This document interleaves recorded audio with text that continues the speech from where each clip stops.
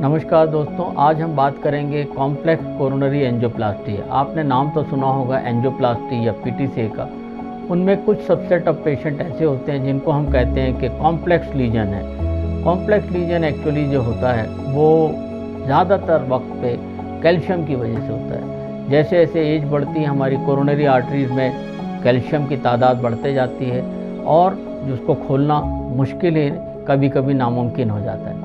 लेकिन दोस्तों, आज आपको बताते हुए मुझे खुशी हो रही कि आज कुछ ऐसे हमारे पास डिवाइसेस आ गई हैं जिनसे हम कॉम्प्लेक्स एंजियोप्लास्टी जिनमें ज़्यादा कैल्शियम हो उसे भी खोल सकते हैं। इनको हम 4 किस्म के डिवाइसेस आती हैं। पहला तो एक स्पेशल बैलून होता है जिसे हम कटिंग बैलून कहते हैं। इसमें बैलून के ऊपर ही ब्लेड्स होते हैं।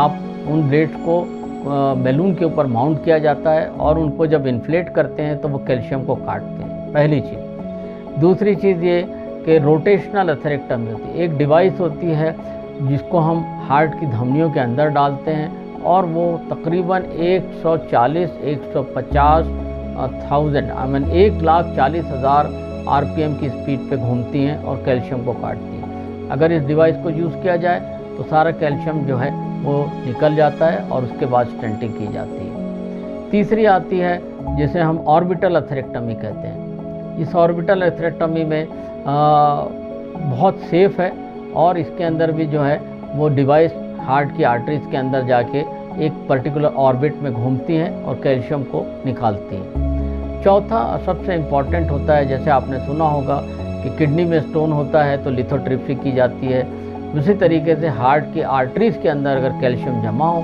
तो उसको तोड़ने के लिए इंट्रावेस्कुलर लिथोट्रिप्सी जिसे IVL कहते हैं, वो भी नई पद्धति अभी आ गई है जिसमें कि हम शॉक वेव देते हैं हार्ट के धमनियों के अंदर जाके और उससे कैल्शियम को तोड़ा जाता है और उसके बाद रेगुलर एंजियोप्लास्टी करके स्टेंटिंग की जाती है।